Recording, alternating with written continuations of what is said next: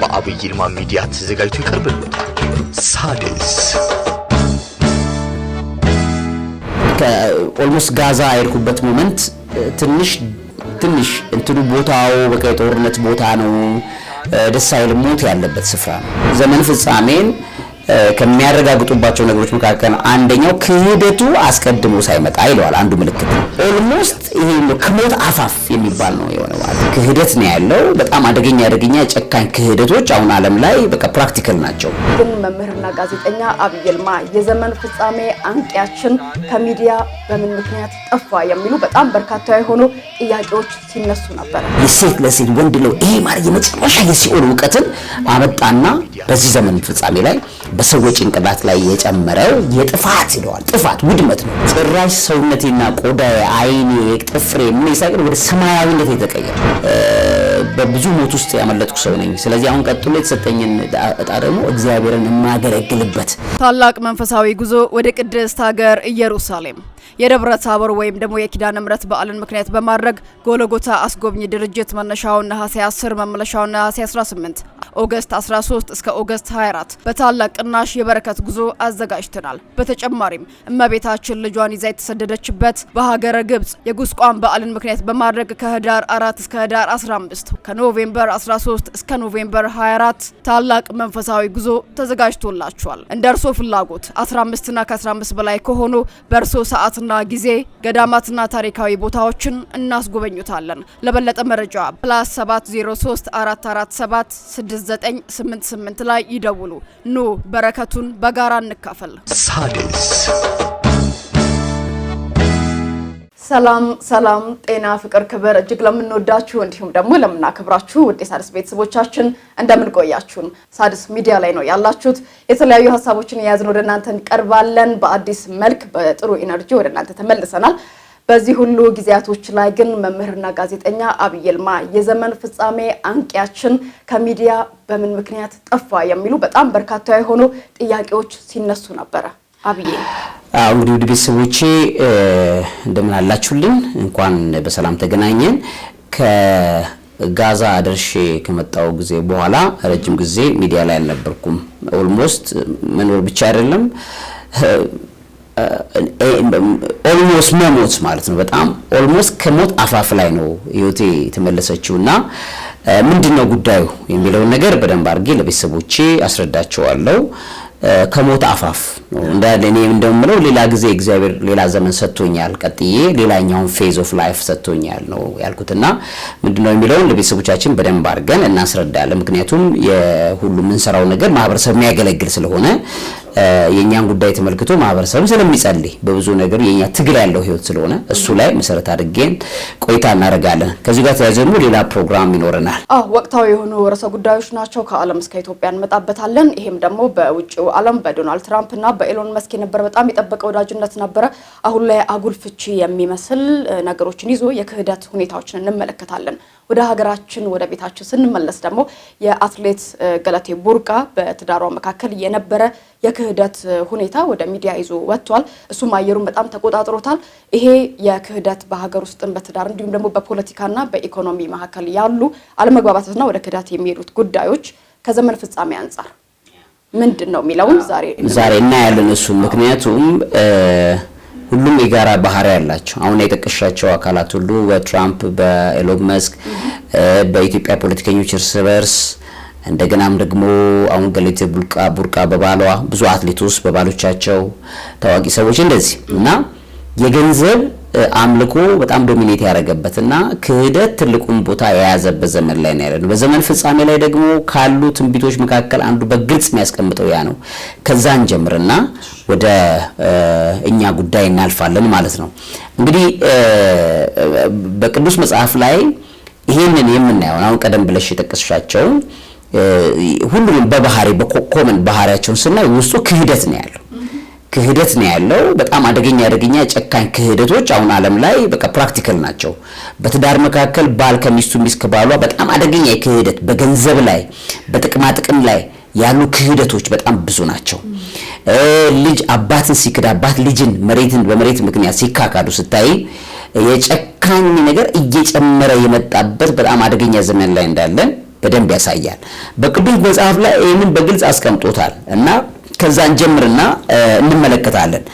በተለይ ይህንን ስንረዳ አሁን ይህንን ነገር የክህደትን ነገር በደንብ አድርገን ስንረዳው በቃ መንፈሱን እንረዳዋለን። ስለዚህ ከዛ በኋላ እንዴት ሆነን ነው ፕሮቴክትድ መሆን የምንችለው የሚለውን ቅዱስ መጽሐፍ የሚነግረንም ነገር በግልጽ አለ። በሁለተኛ ተሰሎንቄ ምዕራፍ 2 ከቁጥር 3 አካባቢ ላይ ሳድስ እነሱ የተሰሎንቄ ሰዎች በወቅቱ በጣም የሚጓጉት የነበረው ነገር በቃ ጌታችን ኢየሱስ ክርስቶስ ወዲያው ይመጣል ብለው ነበር የሚያስቡት። ወዲያው ይመጣል በቃ በአጭር ጊዜ ይጠብቁት ነበር። ስለዚህ ጳውሎስ ተረጋጉ አላቸው። ምክንያቱም በጣም ስለ ምጽአት ጉዳይ ይወራል። የተሰሎንቄ ባህሪ እዛ ያለ ባህሪ ስለሆነ ማለት ነውና ሲወራ ተረጋጉ ይላቸዋል ጳውሎስ። ገና ነው፣ ጊዜው ገና ነው ብሎ ምልክት የዘመኑን ፍጻሜ አንዱ ምልክት ይሄንን አድርጎ ያስቀምጠዋል። የጌታ ቀን ደርሷል ብላችሁ ከአእምሯችሁ ቶሎ እንዳትናወጡ እንዳትደናገጡም እንለምናችኋለን ይልና ማንም በማናቸው መንገድ አያስታችሁ፣ ክህደቱ አስቀድሞ ሳይመጣና አለ አንደኛ የአመጽ ሰው እርሱም የጥፋት ልጅ ሳይገለጥ አይደርስምና ብሎ ያስቀምጠዋል ማለት ነው። ይሄ አሁን በጣም ቤዚክ ነው። ምክንያቱም ሰዎች ዘመን ፍጻሜን ከሚያረጋግጡባቸው ነገሮች መካከል አንደኛው ክህደቱ አስቀድሞ ሳይመጣ ይለዋል። አንዱ ምልክት ነው። ከዛ የጥፋት ልጅ እርሱም ብሎ ደግሞ the son of perdition ይገልጸዋል ማለት ነው። የአመጽ ሰው እርሱም የጥፋት ልጅ ይለዋል። ስለዚህ እዚህ ጋር አመጽ እናያለን፣ ሬቤሊየን እናያለን፣ እንደገና ደግሞ ዲስትራክሽን ውድመት እናያለን፣ ከዛ ክህደት እንደገና እናያለን ማለት ነው። አሁን የክህደት ሰው የአመጽ ሰው እርሱም የሰን ኦፍ ፐርዲሽን ነው ብሎ የሚያስቀምጠው የመጨረሻው ዘመን አስቀድሞ ክህደት ሳይመጣ ይለዋል። ምን ማለት ነው የሚለው ነገር በደንብ ማየት ያስፈልጋል። እንግዲህ በዓለማችን ታሪክ የመጀመሪያው በፍጥረተ ዓለሙ ላይ የመጀመሪያው ክህደት የተፈጸመው በዲያብሎስ ነው። ዲያብሎስ በእግዚአብሔር መንግስት ላይ ያው የተሰጠውን ስልጣን የተሰጠውን ፓወር ተጠቅሞ እግዚአብሔር በተሰወረበት ሰዓት ላይ ሁሉም መላእክት ማን የፈጠረን የሚለው ግራ የተጋቡበት ነገር ስለነበረ የዛን ጊዜ እሱ በክብር ብርሃን ከሁሉም ይልቅ ስለነበረ እኔ ነኝ የፈጠርኳችሁ የሚለውን ነገር ዲክሌር ሲያደርግ የመጀመሪያው ነገር ያለው ክህደት ነው የፈጸመው። ያ ክህደት ቀጥሎ አመጽ ቀሰቀሰ፣ ማለትም በሬቤሊየን አስነሳ። በራሱ ማህበር በተቀላላ ሬቤሊየን አስነሳ፣ አመጽ አስነሳ። ስለዚህ ከዛ በኋላ እንግዲህ የተጣለውም ከእግዚአብሔር ጉባኤ የተለየው ያ እርኩሱ መንፈስ ለመጀመሪያ ጊዜ ያንን የክህደት ሐሳቡን ከተጣለ በኋላ ለመጀመሪያ ጊዜ ያካፈለው ለአዳምና ለሔዋን አታሎ ነው አጭበርብሯት ዲሲቭድ ሆነዋል። ዲሰፕሽን ነው። ስለዚህ እግዚአብሔር ከገነት ፍሬ ጎሎበት ሳይሆን በመንግስቱ በእግዚአብሔር መንግስት ላይ ከርኩሳኖቹ መናፍስቶች ጋር ትብብር አመጽ አዳምና ሔዋን በመፈጸማቸው የተነሳ እግዚአብሔር በክብሩ ነው የማይደራደረው። ሰው ኃጢአት ቢሰራ ለኃጢአቱ ይቅርታ ያደርጋል። እግዚአብሔር ግን በክብሩ የመጣበትን በፍጹም ሊደራደር አይችልም። ስለዚህ ያንን አዳምና ሔዋን ዲሲቭ ካረገ በኋላ እነሱም ከገነት ከተባረሩ በኋላ ቀጥሎ የሆነ ነገር ምንድነው? ዓለምን በዛ ከአዳምና ከሔዋን በወሰደው የስልጣን በትር አጋንንቱ ዓለም 5500 ዘመን ሰው ያለ ፈቃዱ ያለ ፍላጎቱ በግዞት ስር እንዲወርቅ ተደርጎ በእነሱ ቁጥጥር ስር ወደቀ ማለት ነው። ስለዚህ የዛን ጊዜ አመጹ ወይም ደግሞ ክህደት የተፈጸመው የሰው ልጅ ሳይወድ በግዱ ነው። የሰው ልጅ ወዶ በግዱ ፈቅዶ ክህደት መፈጸም አለበት። በዘመን ፍጻሜ ላይ ያለው አንዱ ትንቢት ምንድነው? የሰው ልጅ ወዶ ፈቅዶ ክህደት የሚፈጽምበት ጊዜ ማለት ነው። ይሄ ጊዜ ማለት ደግሞ አሁን ያለንበት ጊዜ ነው። አሁን ያለንበት ጊዜ በተለይ ከ17ኛው 18ኛው ክፍለ ዘመን በኋላ እግዚአብሔር የለሽነትን አሁን ቅዱስ መጽሐፍ ዛጋ ሁለተኛ ተሰሎንቄ ላይ ሲናገር አስቀድሞ ክህደት ሳይመጣና የአመጽ ሰው እርሱም የጥፋት ልጅ ሳይገለጥ ይለዋል። አስቀድሞ ክህደት መምጣት መቻል አለበት። ክህደቱ ምንድነው? በይፋ እግዚአብሔር የለም የሚል የኢቮሉሽን አስተምሮት፣ የዘመናዊ አስተምሮት፣ የዳርዊን ቲዮሪ the fittest the survival of the fittest ኢቮሉሽን በዝግመተ ለውጥ ነው የሰው ልጅ የመጣው የሚል ሳይንቲፊክ ማብራሪያ ተሰጥቶበት የሰው ልጅ ለመጀመሪያ ጊዜ በታሪኩ በአምላኩ በፈጠረው በእግዚአብሔር ላይ ክህደት የፈጸመው አሁን ባለንበት ዘመን ነው። ሶ በይፋ ነው ማለት በአውቆት ነው። በፊት ተታሎ ነው። ቀጥሎ ደግሞ 5500 ዘመን ደግሞ ሳይወድ በግዱ ነው። አሁን ግን ፈቅዶ ይህንን በቅዱስ መጽሐፍ ላይ በግልጽ ያስቀምጠዋል። በዕብራውያን ላይ ምን ይለዋል? በዕብራውያን ምዕራፍ 6 ከቁጥር 3 ላይ እግዚአብሔር ቢፈቅድ ይህን እናደርጋለን፣ አንድ ጊዜ ብርሃን የበራላቸውን ሰማያዊውንም ስጦታ የቀመሱትን ይላል። ከዛ ከመንፈስ ቅዱስ ተካፋዮች ሆነው የነበሩትን መልካቸውንም የእግዚአብሔርን ቃልና ሊመጣ ያለውን የዓለም ኃይል የቀመሱትን በኋላም የካዱትን ይልና እንደገና ለንስሐ እነርሱ ማደስ የማይቻል ነው ይላል። ሳድስ ያ ማለት ነው በዘመኑ ፍጻሜ ላይ አሁን አውሮፓዎችን ስናያቸው የእግዚአብሔርን መንፈስ ቅዱስ ኃይሉን ፓወሩን ሲለማመዱ 2000 ዓመት የኖሩ ሰዎች ናቸው። ስለዚህ አሁን በይፋ እግዚአብሔር የለም የሚለውን ነገር ግብረ ሰዶሙን ምኑን ፕሮሞት የሚያደርጉበት ደረጃ ላይ ደርሰዋል ማለት ነው። በይፋ ክህደትን ፈጽመዋል። እኚህ ሰዎች ለንስሐ መጥራትና ለንስሐ ማምጣት የሚከብድ ነው ይላል እግዚአብሔር ቃል።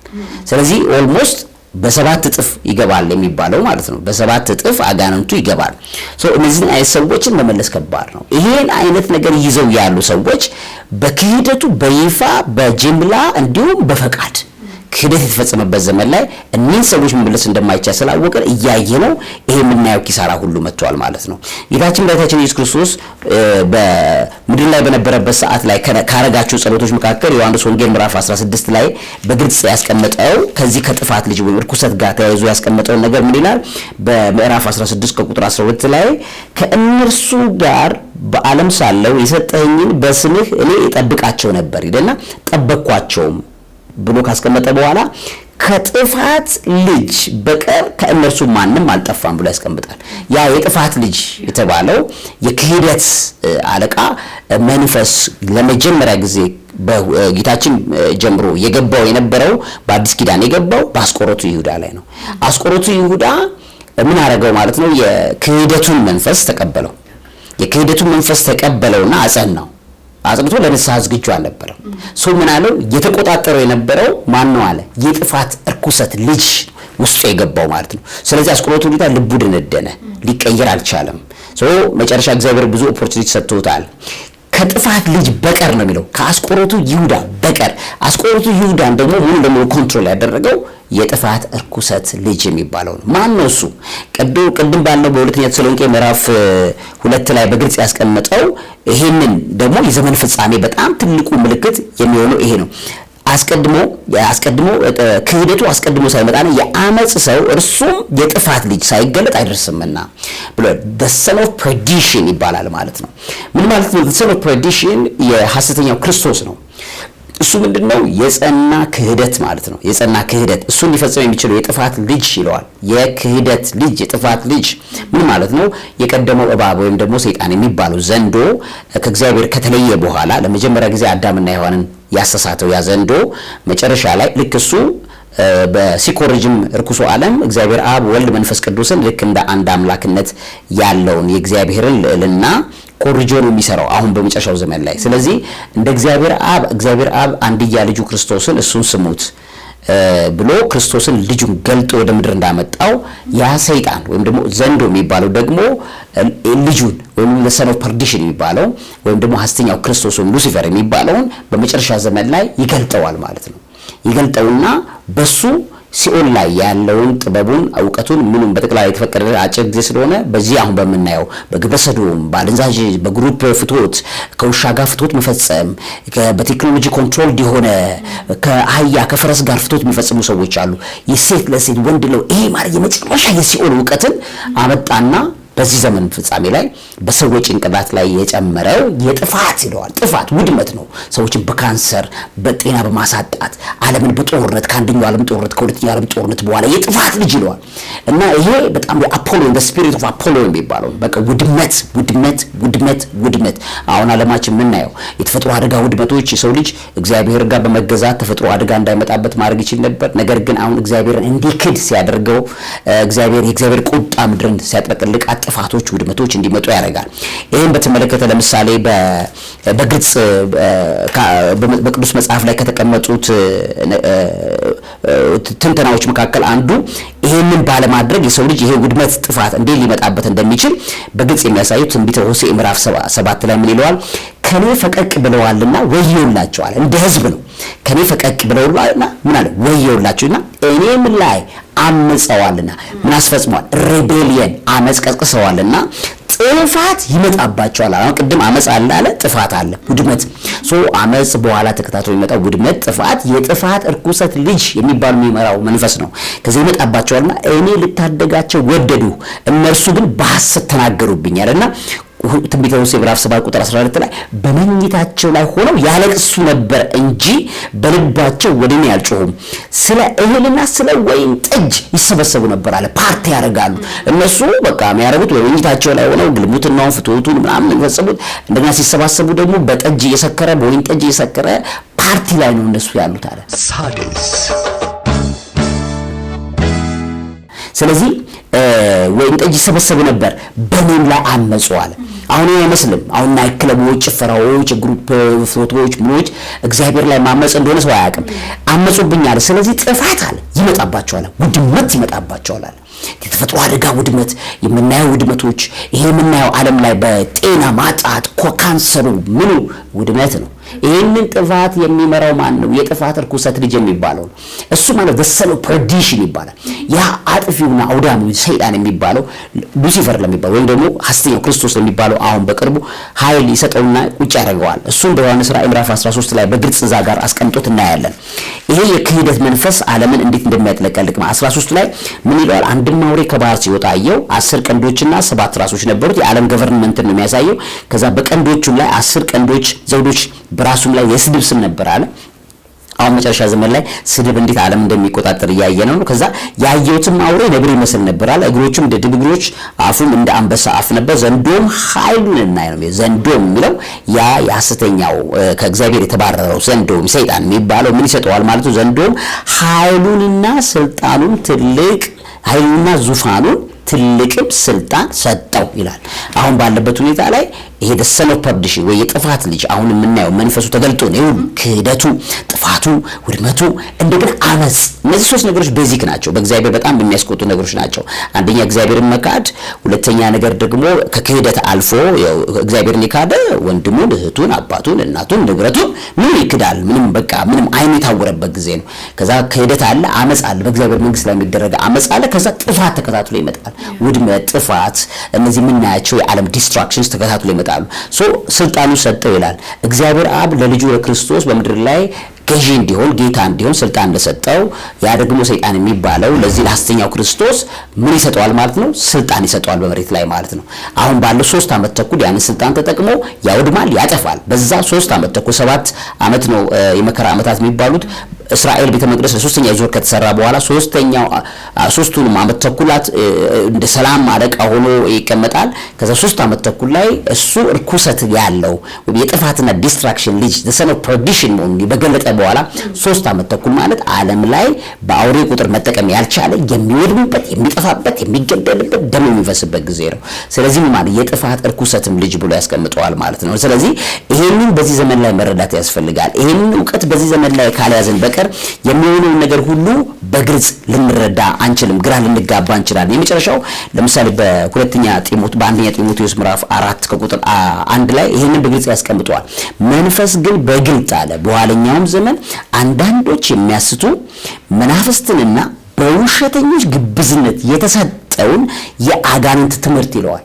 አነቃቂ ትምህርቶች፣ የሞቲቬሽናል ስፒችስ፣ የሜዲቴሽን የምናምን ትምህርቶች እያደመጡ እምነታቸውን እንደሚተዉ፣ ሃይማኖት አልባ እንደሚሆኑ፣ አቴይስት እንደሚሆኑ አንደኛ ጢሞቴዎስ ምዕራፍ 4 ከቁጥር 1 በደንብ አስቀምጦታል። ምንም እያደመጡ አለ የሐሰተኛውን የአጋንንቶችን ትምህርት ያደመጠዋል። ስለዚህ ሜዲቴሽን ነው፣ ዮጋ ነው፣ እንትን ነው፣ አነቃቂት ነው የሚባለው ይሄ ክህደት እንዲፈጸም እግዚአብሔር የለም እንዲባል ከተደረጉት መንገዶች መካከል አንዱ ነው ማለት ነው። ስለዚህ ምን አለ አስቀድሞ ጥፋቱ ሳይመጣ ማነው ክህደቱ ሳይመጣ ከዛም ተከትሎ ደግሞ የጥፋት እርኩሰት ልጅ የሚባለው the son of perdition ሳይገለጥ ምጽአት አይመጣም። ስለዚህ የተሰሎንቄ ሰዎች ምን አላቸው? ተረጋጉ የሚለው ነገራቸው። ስለዚህ አሁን ባለንበት ዘመን አደገኛ ምልክቶች መካከል ምንድነው? አንዱ ክህደት ይባላል። እግዚአብሔርን መካድ፣ ገንዘብ መካካድ፣ ትላልቅ ባለስልጣናት ሲከዳዱ ታያለሽ፣ ፖለቲከኞች ሲከዳዱ ታያለሽ። ልክ እንደ አትሌት ገለቴ ቡርቃ ባል አይነት ደግሞ ንብረት ማሸሽ መካድና ብዙ ክህደት ከዚህም በኋላ እንሰማለን። ለምን? የክህደቱ አለቃው መንፈሱ የተገለጠበት ዘመን ስለሆነ ማለት ነው በሰው ልጅ ታሪክ። ስለዚህ ምን ማለት ነው? የመጀመሪያ ከእግዚአብሔርን ክዶ ጀመረ። ቀጥሎ በሰው ልጅ ታሪክ አዳምን እና ሔዋንን አሳስቶ አስካዳቸው። ቀጥሎ ባለው 5500 ዘመን ደግሞ የሰው ልጅ በግዴታ ሳይወድ በግዴታ መካድ ጀመረው። በፈቃዱ ግን የካደው ወይም በፈቃዱ መካድ የጀመረው ግን አሁን ባለንበት በእኛ በመጨረሻው ዘመን መሆኑ መታወቅ አለበት። በተለይ ከኢቮሉሽን ትምህርት በኋላ የሚለው ነገር መታወቅ አለበት። ከነ ዮጋ ኢቮሉሽን ሌሎች ትምህርቶች በኋላ። ስለዚህ በዚህ ዘመን ላይ ውድ ቤተሰቦቻችን ይሄን ንቃት እንዲኖራቸው መጠቆም ፈለግን። ሳድስ በጣም የሚገርም ትንታኔ ይሰማን። ምክንያቱም ይሄንን ዘመን በዘመን ፍጻሜ አንጻር መረዳትና መመልከት ካልቻለን እንዳልከው አሁን ላይ የክህደት መንፈስ የሚባለው በሰው ልጆች ላይ አልፎ እንግዲህ ዲያብሎስ የተወሰነች የክህደት ሐሳብን ይሰጣል። ሰዎች ያንን ደግሞ በማሳደግ ህይወት እንዲኖረው ያደርጋሉ ማለት ነው። ስለዚህ አሁን ላይ ዲያብሎስ የሚገለጥበት ሳይሆን የዲያብሎስ መንፈስ በሰዎች አልፎ የሚሰራበት ስለሆነ በእያንዳንዱ የህይወት መንገዳችን ላይ የዘመን ፍጻሜ ነዋሪዎች እንደመሆናችን ነገሮችን ከመንፈሳዊ ሁኔታ አንጻር መረዳት የማንችላቸው ከሆነ ይህንን ዘመን ዋሽተን ተረድተን የተሻለ ህይወትን መኖር የማንችልበት መሆኑን ማንቂያ የሆነ ቆንጆ ሐሳብ ተመልክተናል ማለት ነው። ሳድስ እሺ ወደ ዋናው ርዕሰ ጉዳያችን ነው የምናልፈው። አብዬ በመግቢያችን እንዳልነው በጣም የብዙ የሳድስ ቤተሰቦች ወዳጆችክ የጠፋ አብዬ ለምንድን ነው በተከታታይ ቪዲዮዎችን እየሰራ ያልሆነው? ምክንያቱም የመጨረሻ ቪዲዮ የነበረው በእስራኤል የነበረከን ጉዞ ከተመለስክ በኋላ ሪፖርት ያደረክበት መረጃዎች ብቻ ነው የነበሩት እንጂ ከዛ በኋላ ተከታታይ የሆኑ ሀሳቦች ለተወሰኑ ጊዜያቶች አልነበሩም። እኚህ ሁሉ የረፍት ጊዜያቶች በሰላም ነው ወይ? በአብዬ ላይ ምን የተፈጠረ ነገር አለ? የሚሉ በርካታ የሳድስ ቤተሰቦች አሉ።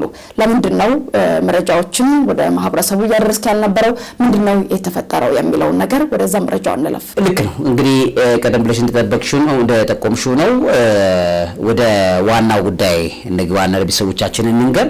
እንግዲህ ከኦልሞስት ጋዛ አይርኩበት ሞመንት ትንሽ እንትኑ ቦታው በቃ የጦርነት ቦታ ነው፣ ደስ አይልም፣ ሞት ያለበት ስፍራ ነው እና ያ ነገር ባይዞ ለስፒሪቹዋል ጥቃት ራሱ የሚያጋልጥ አይነት ነው እንደዛ አይነት ቦታ ላይ መሆን ማለት ነው። እና በወቅቱ የነበረው ነገር በጣም ልብ የሚነካ የነበረ ነገር ነው። ብዙ ነገር ነው ያየሁት እዛ ቦታ ላይ ብዙ የተረዳነው ነገር አለ። ከዛ ከመጣው በኋላ ግን ትክክለኛ ያልሆነ ነገር ነው ሰውነት የሚሰማኝ ማለት አንዳንድ ስጋዬ ከኔ ጋር ያልሆነ ያክል ከአጥንቴ ላይ የተገሸለጠ የሚመስል ህመም ሁሉ ነው የሚሰማኝ እና ኢሚዲየትሊ ያው አንቺም ነግርሽ ስለነበር ታዩም ስለነበረ ከፍተኛ ፔን ራሱ አላውቀውም ምን እንደሆነ ራሱ አላውቀውም እና ይሄደ መጨረሻ ላይ ጭራሽ ሰውነቴና ቆዳዬ አይኔ ጥፍሬ ምን ይሳቀል ወደ ሰማያዊነት የተቀየረው ሰማያዊ ቀለም ማለት ልክ የሆነ በኬሚካል ሰው ጥቃት ከደረሰበት ወይም ኬሚካሊ አታክድ ከሆነ ሰው የሚታየው አይነት ምልክቶች መምጣት ጀመሩ ማለት ነውና ሁሉም ነገሮችን አይኔ ሰው አንድ ሰው 3 ሰው 4 ሰው ነው የሚያየው አንድን ሰው ደብል አድርጎት ነው ጆሮዬ በትክክል ድምጽ ዲቴክት አያደርግም እና አንዳንድ እንደ ኦልሞስት ይሄ ነው ከሞት አፋፍ የሚባል ነው የሆነ ማለት ነውና በተለይ ተከታታይ ቀናቶችና ማታዎች ከስጋዬ የምገነጠል እንደሆነ የተሰማኝ ማለት ነው። እየተንሳፈፍ ስጋዬን የሚመልሰው መንፈስና ነፍሴን መልሼ ወደ ስጋዬ የማመጣው እና ኦልሞስት ዴዝ ላይ እንደነበርኩ ሞት ላይ በማላቀው ጉዳይ ነው ምን እንደሆነ ማቀው ነገር የለም ግን ኢቭን ሐኪም ጓደኞቼ ጋርም ሁሉም ያለው ነገር ስንመካከር ምን እንደሆነ ምክንያቱን ራሱ አያውቁትም ግራም ያጋባ የነበረ ነገር ነው። በጣም ጸልይ ነበረ፣ በጣም አለቅስ ነበረ፣ በጣም ከእግዚአብሔር ፊት ብዙ የተደፋውበት ብዙ የጸለይኩበት ሰዓት ነበር። ስለዚህ ግንቦት 24 እግዚአብሔር ስለረዳኝ ያቺ ነገር ኦልሞስት የተቀየረችበት ቀን ናት። እሁድ ዕለት እንግዲህ በጸሎት መካከል ማለት ነውና በጸሎት መካከል ኮምፕሊትሊ ነገሮች ቼንጅ ያደረጉ ማለት ነው። እዛ ጋር መንፈሳዊ ጥቃትም በዩ የሰው ጥቃትም በዩ ብቻ ሀፕን አድርጓል። እኔን ሊገለኝ የሚችል ነገር ሀፕን አድርጎ ነበረ። ግን እግዚአብሔር የተመሰገነ ይሁን። እኔ እስራኤልን በርኩበት ሰዓት ተንበርክኬ የጸለይኩበት የክርስቶስ ኢየሱስ መቃብር ቦታ ላይ ነው። እንደገናም ደግሞ መንፈሳዊ ነገር በጣም በብዙ መልኩ ላይፌን የሚመራው እና መመራበት ፕሪንሲፕል ስለሆነ ሞር ደግሞ ያንን ነገር በመጠቀም እነዛ ተከታታዮች ከዛ በኋላ ያለውን ቀናቶችን በተቀላላ መንፈሳዊ አእምሮዬ ላይ በጸሎት በጾም በጸሎት ጊዜ ይዤ መንፈሳዊ ነገሬን በጣም ስትሮንግሊ ከበፊት ከነበረው ነገር መጨመር የሚችልበት ነገር ላይ መጥቷል። ሉል እግዚአብሔር የተመሰገነ ይሁን። እኔ ሁሌ የምለው ነገር አለኝ። ኦልሞስት ከሞት አፋፍ ነው የተመለስኩት አሁን ኦልሞስት ማለት ነው። ምክንያቱም ልቤ ሁሉ ምን እኔ መብተንተን ማልችለው ግን ሞት ቅርብ እንደነበረ ያወቅኩበት እግዚአብሔር ደግሞ ተጨማሪ ጊዜ የሰጠኝ ጊዜ እንደሆነ በትክክል የተረዳውበት ነው። እንግዲህ ምለው ነገር አለኝ። ፌዞች አሉኝ በላይፌ ላይ አንደኛው ፌዝ፣ ሁለተኛው ፌዝ፣ ሶስተኛው ፌዝ አካባቢ ሲሆን ነው አንድና ሁለት በቃ ላይፌ በፌዝ ነው የምትሄደው የሚለው የተረዳው ሶስተኛው ፌዝ ላይ ነው። ሳድስ አራተኛው ፌዝ ላይ እንግዲህ በመምህርነት ሙያዬ ከዛም በኋላ በሙዚቃ ዓለም ውስጥ የነበርኩበት ከዛ አምስተኛው ፌዝ ደግሞ ሙዚቃ አቁሜ ሞር ወደ ሚዲያ ብቻ ትኩረት ያደረኩበት ነው። ስድስተኛው ፌዝ ደግሞ ኦልሞስት መንፈሳዊ ነገሬን አጠንክሬ አሁን የምናየው የጥልቁን ማህበረሰብ ተንኮላቸውን ክፋታቸውን ምናቸውን የማጋለጥበት በዛም ብዙ ወደ 7-8 ዓመት በህይወቴ የሚገርም ውጊያ ያደረኩበት ነው። አሁን ምለው ሰባተኛው ፌዝ ኦፍ ማይ ላይፍ ነው ምለው። ኦልሞስት ብዙ ጊዜ በየፌዞቹ ሞት የሚመስሉ ነገሮች እየተቀጠሉልኝ የመጣው ሰው ነኝ። በቃ ሞተ ሲባል እንደገና የሚቀጥል ነገር ላይፍ ያለኝ አይነት ሰው ነኝ። እኔ ሁሌ ምለው ምንድነው በተሰጠኝ ቀሪ ጊዜ ላይ እግዚአብሔርን አገለግለዋለሁ ሁሌ ምለው። ስለዚህ አሁን ባለው ደግሞ በላይፍ ላይ ሰባተኛው ፌዝ ነው ምለው። ኦልሞስት ሞቼ የነበረው ነገር እግዚአብሔር ህይወቴ እንደገና ክርስቶስ እንደዚህ ገጣጥሟት እንደገና ቀጥሎልኛል። እድሜ እንደገና ተሰጥቶኛል። ስለዚህ ባለፈው ቢያንስ አንድ ወር የሚሆን በደንብ ያልሰራውበት ጊዜ ዋንኛው ሲክሪት ከነዚህ ጋር ይያያዛል ማለት ነው። ግን አሁን እግዚአብሔር መልካም ስለሆነ ቀጥሎ ያለኝ ጊዜ ደግሞ ወደ አገለግለዋለሁ ነው እግዚአብሔርን። ምንም ይሁን ምን እግዚአብሔርን የማገለግልበት ሙሉ ለሙሉ ዘመኔን፣ ጊዜን፣ ደቂቃዬን ሙሉ ስጋዬና ነፍሴን ሁሉ ሳይቀር ለእግዚአብሔር ሰጥቼው የማገለግልበት ጊዜ ደግሞ ሩቅ አይሆንም። እኔ በጣም በብዙ ሞት ውስጥ ያመለጥኩ ሰው ነኝ። ስለዚህ አሁን ቀጥሎ የተሰጠኝን እጣ ደግሞ እግዚአብሔርን የማገለግልበት ዘመን እንደሚሆን አልጠራጠርም። ምክንያቱም በምድር ላይ ኖሬ ሙሉ ለሙሉ አሁን በፓርት ታይም ነው ምንም ከግማሽ ጊዜን እንደዚህ ያልኩ እየታገልኩ መሰራው። አሁን ግን ቀጥሎ ባሉት አላቅም መቼ እንደሚሆን ግን ሙሉ ለሙሉ እግዚአብሔርን ማገለግልበት ጊዜ ሩቅ አይሆንም ማለት ነው። ስለዚህ እግዚአብሔር እድል ሰጥቶኛል። አሁንም ተጨማሪ ጊዜ የሰጠኝ ሰው ነኝ ማለት ነው። ስለዚህ ኦልሞስት ያቺ ተርኒንግ ፖይንት ሆና ያየሁበት ያሳለፍኩበት ስለሆነ ለቤተሰቦቼ ይሄን ሪፖርት ማድረግ የግዴታ ስለሆነ ነው ማለት ነው። ግን ማስቆም አይቻልም። ህልም ላለው ራእይ ላለው እግዚአብሔርን አምኖ ስለተንቀሳቀሰ ሰው በፍጹም ማስቆም አይቻልም። ሊሞከር ይችላል፣ ግድያም ሊሞከር ይችላል፣ ሞትም ሊሞከር ይችላል። መሞከር መብት አለው፣ ማድረግ ግን አይችልም። ምክንያቱም የገዛኝ የክርስቶስ ደም ነው። በፍጹም ማንም አንበርክኮ አንቀጥቅጦ እንደዛ ሊያደርግ አይችልም። ግን ደግሞ ገና ህይወታችንን ለሞት አሳልፈን ስጋችንን እስኪቦጫጭ ቁጥርም ድረስ እስኪዘነጣጥሉትም ድረስ ቢደርሱ እንኳን አገለግለዋለሁ እግዚአብሔርን። ያ የሚሆንበት ጊዜ ሩቅ አይሆንም። ኖርማሊ ግን ይቺ የተሰጠችኝ ጊዜ እግዚአብሔር የተመሰገነ ይሁን ብዬ እግዚአብሔርን በአደባባይ ማመስገን የፈለኩበት አጋጣሚ ነው። አዲስ ቤተሰቦች ይሄንን ሼር ላርጋችሁ፣ ያው ኮንሰርንድ ስለምትሆኑ ብዙዎቻችሁ በየእንትኑ ላይ ጠይቃላችሁ። ለዛ ይሄንን በግልጽ መናገር ስለሚያስፈልግ ነው። የሚገርም ነው አብይ እንዳልከው ነው። በነበርክበት ጊዜ ላይ እንደ አይነት ስሜቶች ይሰሙክ በነበረበትና አካልክ ላይ የነበሩት ለውጦችንም ፊትለፊት አቦያ አጠገብ ሆኜ የመለከታቸው የነበሩ ናቸው። በጣም አስደንጋጭ የነበረ ወይም ደግሞ በስርዓት ለሰው የሚታይ አስፈሪ የነበረ ጊዜ ነው። እግዚአብሔር ግን ጊዜውንና ቀኑን አሳጥሮ ደግሞ አሁን ላለህበት ሙሉ ጤንነት እንዲሁም ደግሞ የተሻለ ስራ ለመስራት እንደ አዲስ ታድሰን ነው መንፈሳዊ ሳይንስ ሳይንስም ተመልሶ ወደ ሚዲያ የመጣው። ትንሽ የረፍት ጊዜ ላይ ነበርን ማለት ነው። በረፍት ጊዜው ላይ ነበሩ። መንፈሳዊ የሆኑ ቻሌንጆች ነበሩ። ያንን በማሸነፍ አሁን ደግሞ እንቀጥላለን። በጣም ብዙ ልናነቃቸው የሚገቡ ልንሰራቸው የሚገቡ አሁንም መቃወምና እንዲህ አይነት ነገሮች ከትውልድ አእምሮ ሊጠረጉ የሚገቡ ስነ ምግባር የጎደላቸው ሀሳቦች በሀገራችን እንዲሁም ደግሞ በዓለም ላይ ይከናወናሉ። እኚህን ጉዳዮች ዛሬም እየተከታተልን እግር በእግር ማለት ነው እየታረሙ ሀሳቦቹ በመልካም ሁኔታ ወደ እናንተ እንዲደርሱ መረጃዎቻችን ተጠናክሮ ይቀጥላሉ። ስለዚህ መንፈስ ሳይንሳዊ መሳደስ በታደሰ አቅምና ኃይል ወደ ሚዲያው ተመልሰዋል ማለት ነው። አብራችሁ ነበራችሁ። በጣም ብዙ መልካም ነገሮችን አካፈልናችሁ። ከውጭው የዓለም እንዲሁም ደግሞ እስከ ሀገራችን ያሉ የክህደት መንፈሳዊ ጥቃትና የዚህ የዘመን ፍጻሜ ላይ ስንሆን ደግሞ ይሄ አንዱ መገለጫ ስለሆነ እዚህ ላይ እንዴት በጥበብ መኖር እንችላለን የሚለውንም ቆንጆ መረጃም ወደ እናንተ አድርሰናል። መምህርና ጋዜጠኛ አብይ ይልማ እኔ ቤዛዊት መለሰ መረጃዎቹን ያጋራናችሁ አብረናችሁ ቆይታ አደረግን። ፕሮግራሙ ላይ ያላችሁን ሐሳብ በኮሜንት አስቀምጡ፣ ላይክ ሼር ያደርጋችሁ ለወዳጅ ቤተሰቦቻችሁ አጋሩ። አብራችሁ ስለነበራችሁ አመስግነናል። ተሰነባበትን። እውቀት ታላቁ እግዚአብሔርን ታከብራለች።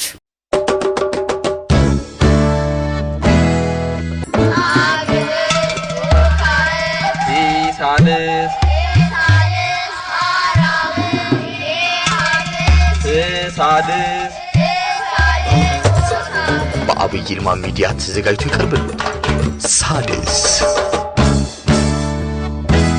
ታላቅ መንፈሳዊ ጉዞ ወደ ቅድስት ሀገር ኢየሩሳሌም የደብረ ታቦር ወይም ደግሞ የኪዳነ ምሕረት በዓልን ምክንያት በማድረግ ጎልጎታ አስጎብኝ ድርጅት መነሻውን ነሐሴ 10 መመለሻውን ነሐሴ 18 ኦገስት 13 እስከ ኦገስት 24 በታላቅ ቅናሽ የበረከት ጉዞ አዘጋጅተናል። በተጨማሪም እመቤታችን ልጇን ይዛ የተሰደደችበት በሀገረ ግብጽ የጉስቋም በዓልን ምክንያት በማድረግ ከህዳር 4 እስከ ህዳር 15 ከኖቬምበር 13 እስከ ኖቬምበር 24 ታላቅ መንፈሳዊ ጉዞ ተዘጋጅቶላችኋል። እንደ እርሶ ፍላጎት 15 እና ከ15 በላይ ከሆኑ በእርሶ ሰዓትና ጊዜ ገዳማትና ታሪካዊ ቦታዎችን እናስጎበኙታለን። ለበለጠ መረጃ +703 447 6988 ላይ ይደውሉ።